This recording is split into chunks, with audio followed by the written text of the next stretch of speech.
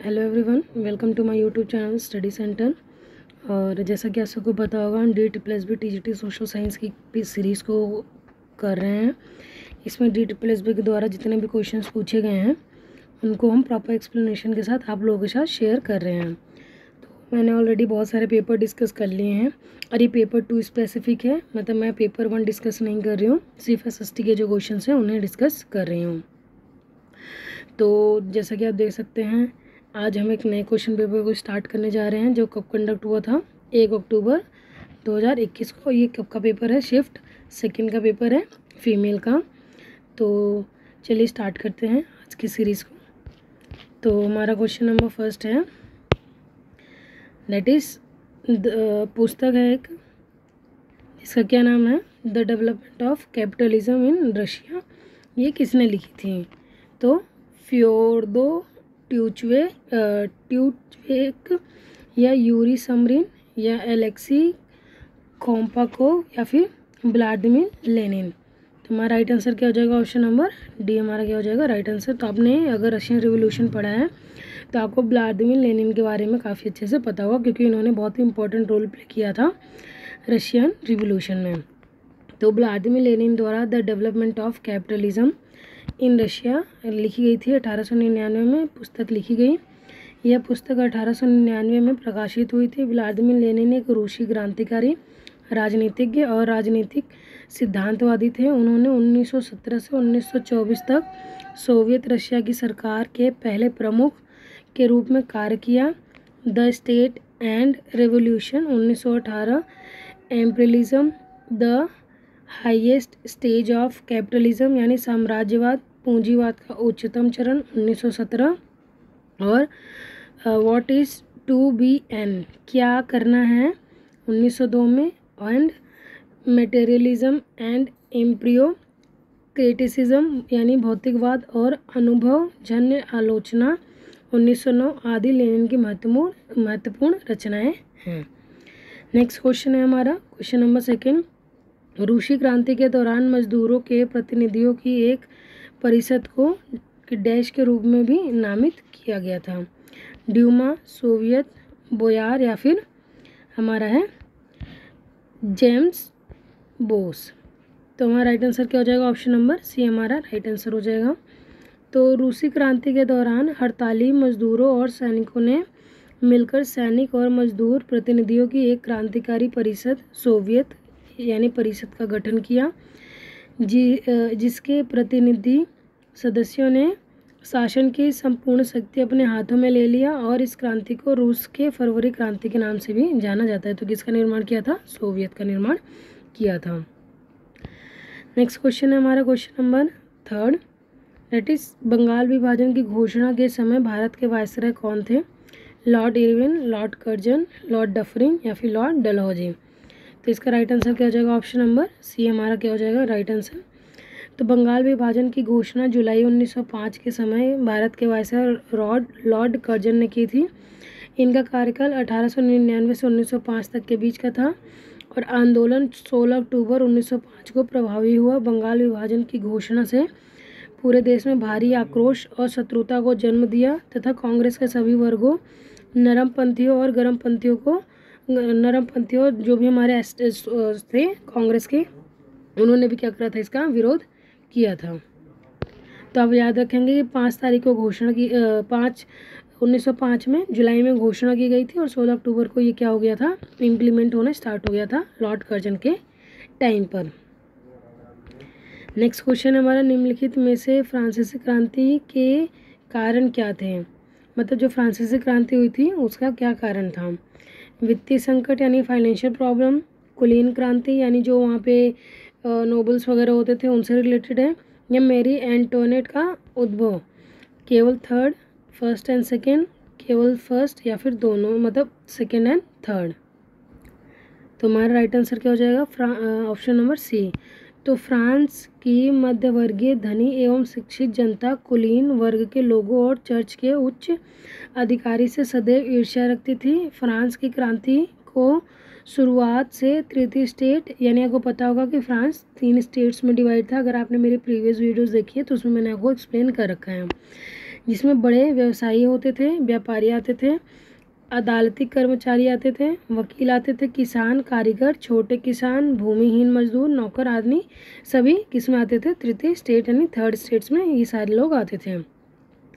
कि संपूर्ण जनता का भरपूर समर्थन दिया। फ्रांस द्वारा विभिन्न युद्धों में भाग लेने के कारण उसकी आर्थिक स्थिति खराब हो गई थी। आपको पता होगा 7 ईयर वॉर चला था और फ्रांस ने क्या किया था, जो यूएस था उसको भी इंडिपेंडेंट होने में हेल्प करी थी। तो इसकी वजह से जो उनके खजाने थे वो खाली हो गए थे।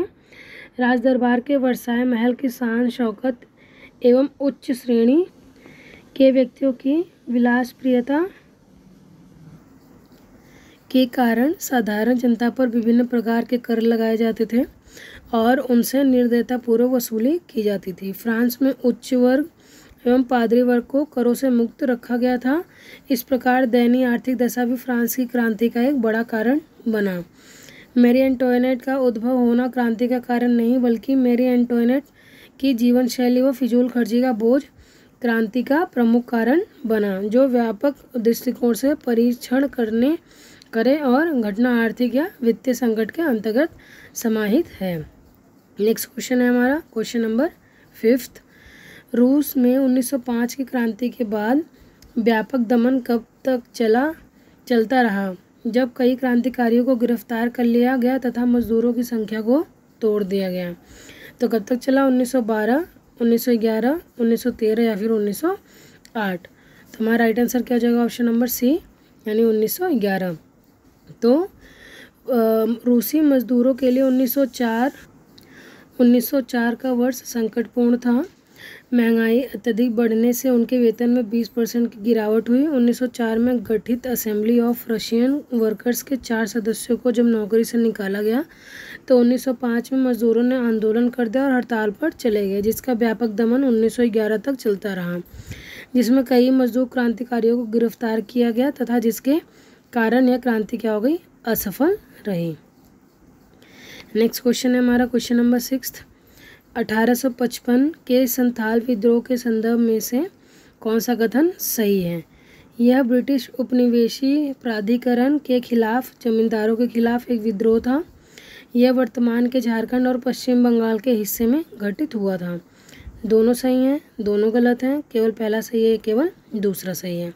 तो हमारा राइट आंसर क्या हो जाएगा? ऑप्शन नंबर ए, यानी कि दोनों ही हमारे क्या हैं? सही स्टेटमेंट्स हैं।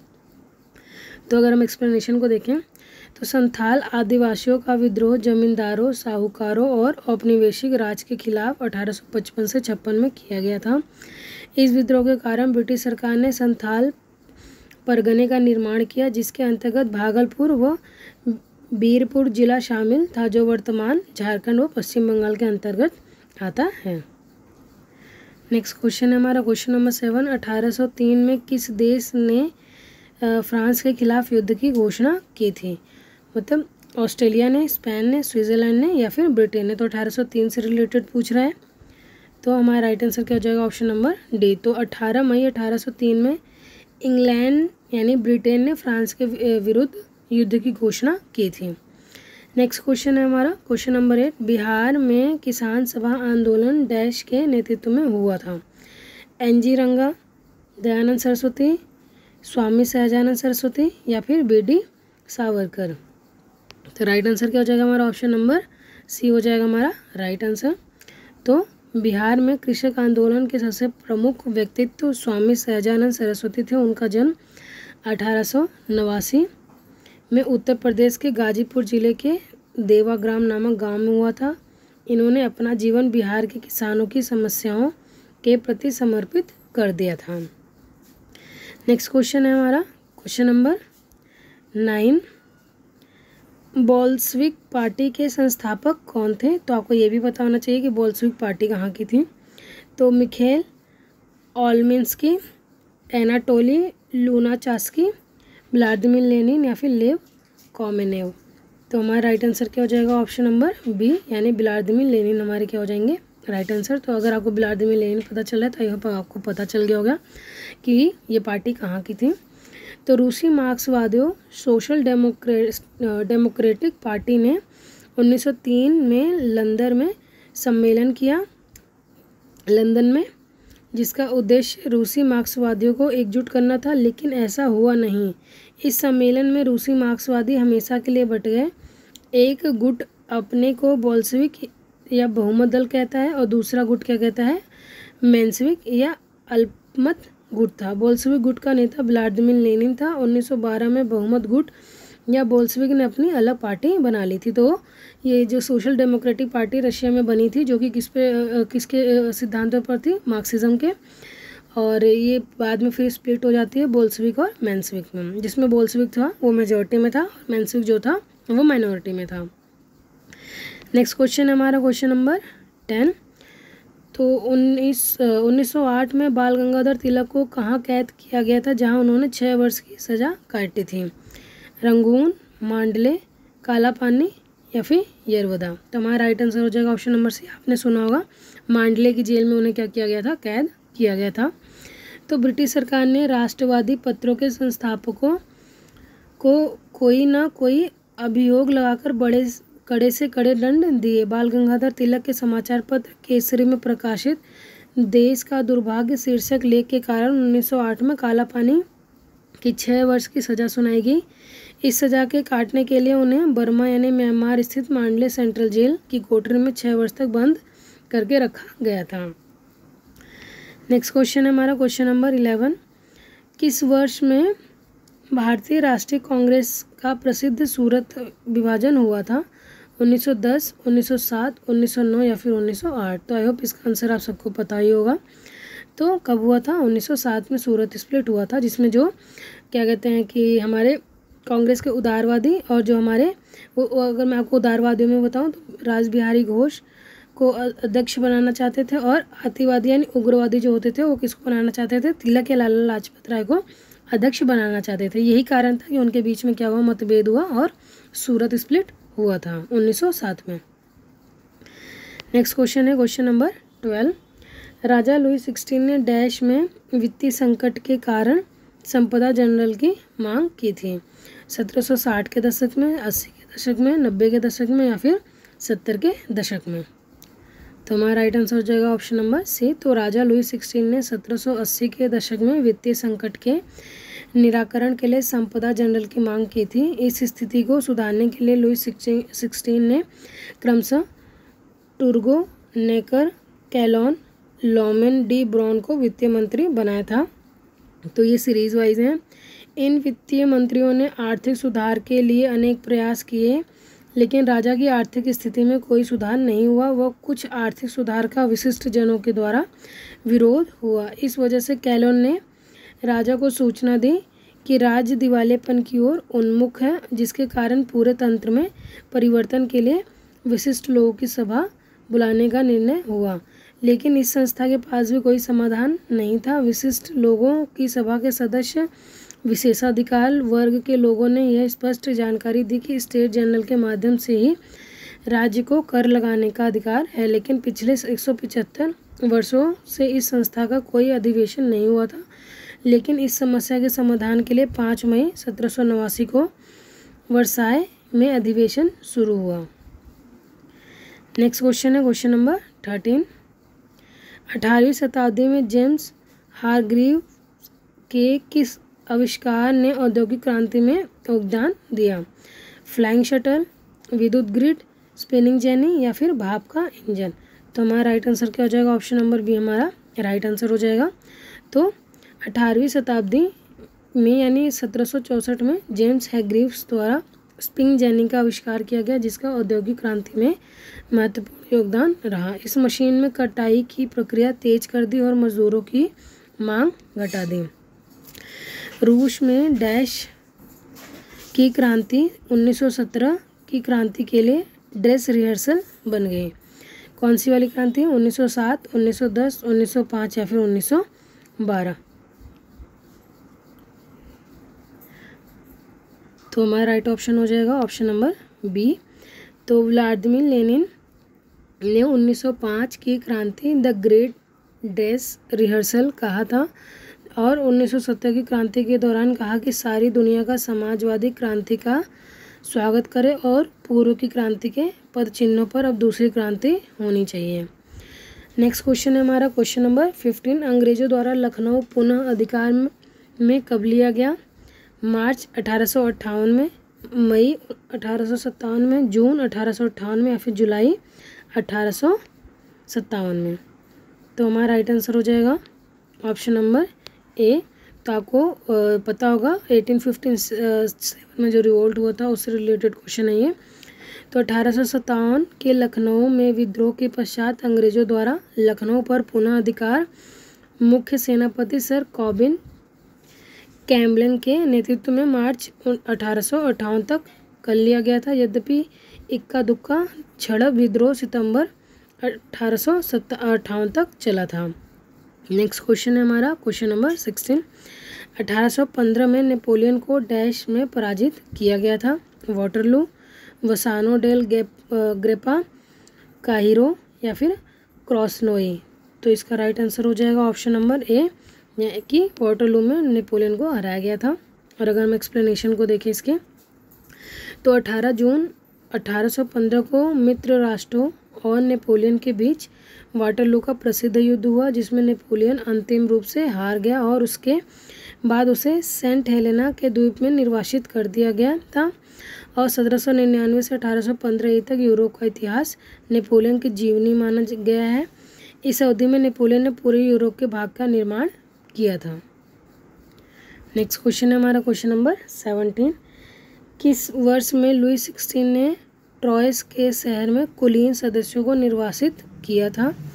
1789, 1787, 1781 या 1784। तो ऑप्शन नंबर सी हमारा राइट आंसर हो जाएगा। 1787 में लुई 16 ने ट्रॉयस के शहर में कुलीन सदस्यों को निर्वासित किया था।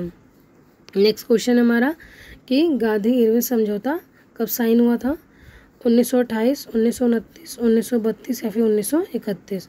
तो इसका राइट आंसर क्या हो जाएगा? Option number D.